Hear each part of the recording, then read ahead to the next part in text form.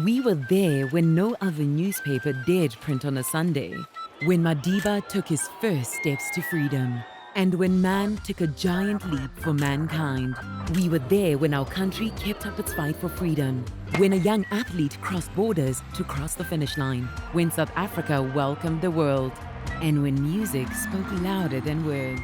Because for 115 years, we've been bringing you the right now. Sunday Times, the paper for the people.